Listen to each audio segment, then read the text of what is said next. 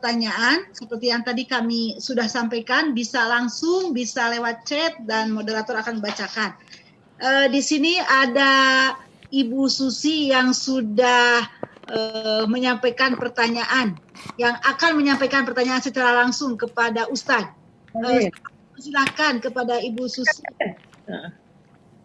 Assalamualaikum Ustadz. Waalaikumsalam warahmatullahi wabarakatuh. Ahlan wa sahlan. Terima kasih Ustadz. Pertama-tama saya ucapin terima kasih banyak. Ustadz telah memberi waktu untuk pengajian kita Ustadz. Yang benar Ustadz tuh sangat padat jadwalnya. Alhamdulillah melalui ponakan saya Mus'ab. Akhirnya bisa difasilitasin sampai Ustadz bisa hadir siang ini. Terima kasih banyak. Barakallahu fiik.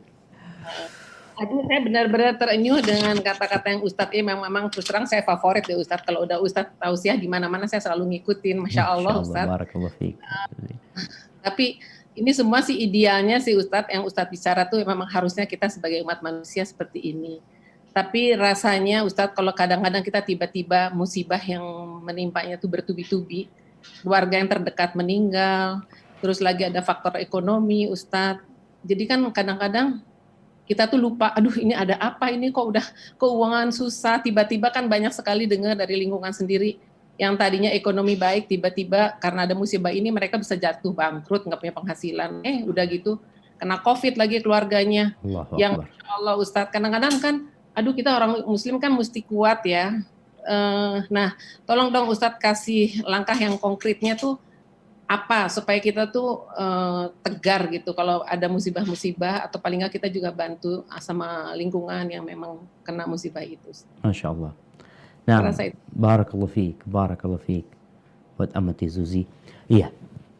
Ya ini yang kita hadapin seperti itu sebenarnya. Musibah yang bertubi-tubi sudah jatuh ketimpa tangga. Tapi ahibati fillah, tatkala musibah itu datang, yang pertama kita ucapkan inna lillahi wa inna ilaihi raji'un.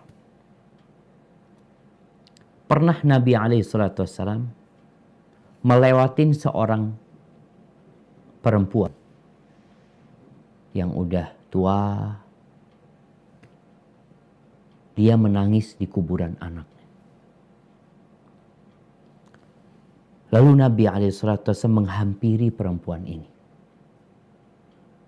Apa kata Nabi SAW? Isbiri wahtasibi. Bersabarlah engkau dan berharaplah pahala dari Allah Azza wa Jalla. Apa kata perempuan ini? Dia mengatakan, ilaika anni. Sana-sana engkau. Gak usah ngurusin anak. Innaka lam tusab bi musibati. Engkau ngomong kayak gitu karena engkau belum kena musibah seperti musibahku. Perempuan ini gak tahu kalau yang ngomong Nabi Muhammad SAW. Ya udah, Nabi pergi. Nabi udah kasih nasihat, dia nolak, ditinggal sama Nabi SAW. Akhirnya ketika Nabi pergi, perempuan ini kasih tahu, kau tahu tadi yang ngomong siapa? Siapa kata dia? Rasulullah SAW.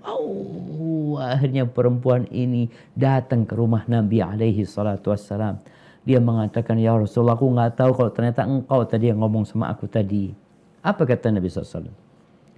Innama sabru inda sadmatil ula. Sabar itu yang pahalanya maksimal, yang akan mendapatkan balasan tanpa batasan, itu ketika benturan pertama. Ketika awal datang musibah, di sana akan tampak orang ini sabar.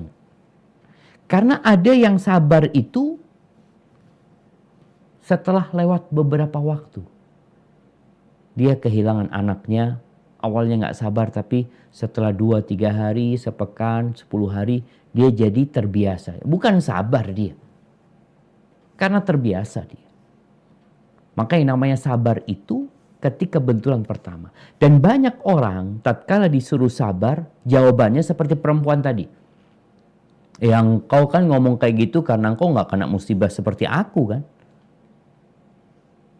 Musibah itu datang untuk menyingkap jati diri kita. Kita nih benar-benar mukmin atau separuh beriman.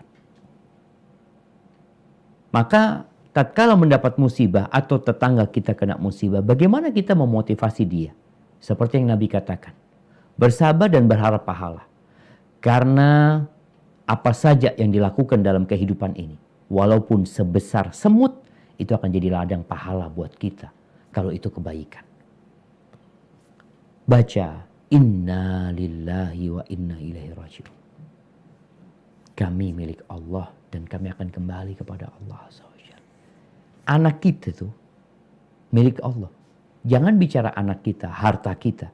Kita milik Allah. Allah mau cabut nyawa kita hari ini, selesai urusannya. Allah mau ambil tangan kita. Allah mau ambil kaki kita. Allah mau ambil kedua mata kita. Berapa banyak orang yang berangkat dari rumahnya, lengkap anggota tubuhnya, pulang, kakinya nggak ada.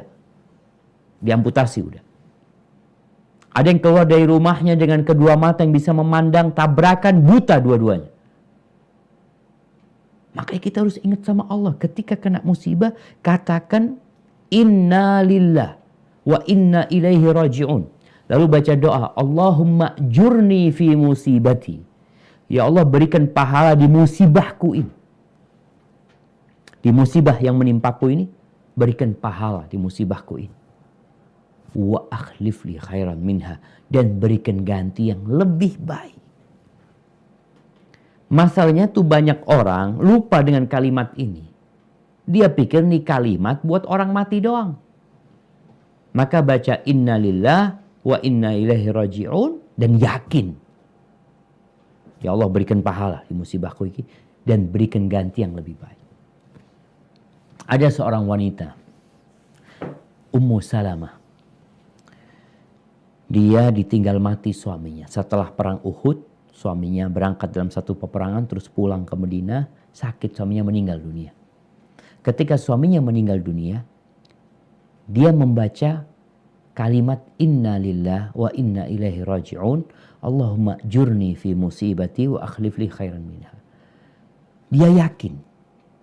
Cuma dia bertanya dalam dirinya, man khairun min Abi Salamah? Ya Allah, siapa yang lebih baik dari Abu Salamah? Siapa yang lebih baik dari suaminya? Dia nggak pernah tahu laki-laki yang lebih baik dari suaminya. Tapi dia yakin Allah akan kasih ganti yang lebih baik dari suaminya. Terus siapa yang jadi ganti suaminya? Nabi Muhammad alaihi salatu wassalam. Perlu keyakinan. Jadi membaca itu kita lakukan. Yang kedua, tatkala kita nggak mampu, musibahnya begitu beratnya Ustaz, bertubi-tubi tadi. Apa kata Allah? Wasta'inu bisabri wassalah. Minta tolong dengan sabar dan sholat. Nabi alaihi salatu wassalam, kalau dirundung satu permasalahan, kemana beliau larikan? Lari ke sholat. Maka tatkala nggak mampu ya urusan ekonomi berat, kita kalau berpikir mau kerja gimana, tutup tempat kerjanya. Sedangkan kondisi duit sudah semakin menurun, hamparkan sejadah. Angkat tanganmu, Allahu Akbar. Seharusnya seorang muslim ketika mengatakan Allahu Akbar, selesai urusannya. Apa sih urusannya? Urusan ekonomi kecil buat Allah Azza wa Jalla. Ustaz, tapi gimana kalau anda nggak bekerja? Wa man yattaqillah yaj'al lahu makhrajan. Barang siapa bertakwa kepada Allah, pasti Allah kasih jalan keluar. Pasti. Wa yarzuqhu min haitsu la yahtasib. Dan Allah akan kasih rizki dari arah yang tidak disangka-sangka. Kebanyakan kita selama ini, sebelum pandemi ini, selalu bergantung kepada gajinya. Selalu bergantung kepada usahanya.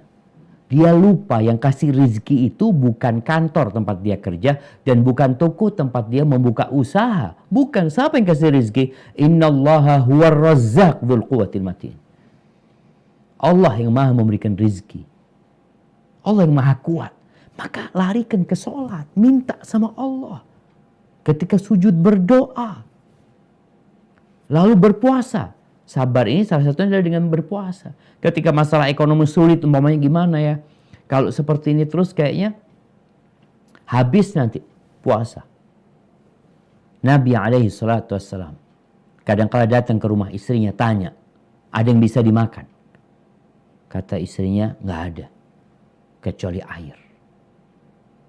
Apakah kemudian beliau mengeluh? Beliau marah-marah. Beliau mengatakan, idzan ana shaim.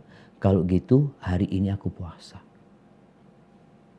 Mungkin Allah sedang memberikan karunia kepada kita dengan ekonomi yang sulit supaya kita rajin puasa sunnah.